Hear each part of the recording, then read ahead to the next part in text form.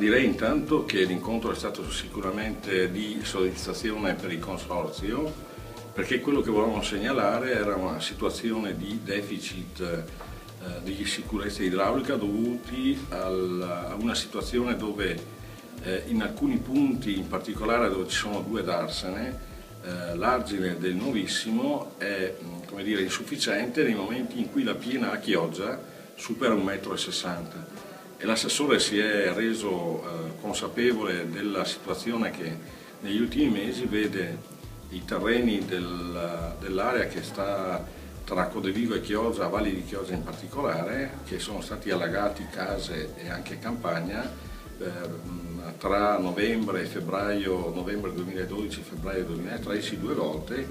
Parliamo di un territorio dove uno dei problemi più grandi è la risalita del cuneo salino, una grossa come dire, fragilità di questo territorio che è di fronte alla laguna di Venezia e dove se l'acqua salata attraverso il nuovissimo entra sopra i terreni è ovvio che e alle case i danni diventano ingenti e si rischia anche di perdere la produzione molti ettari di terreno che sono stati con fatica sottratti al mare in passato.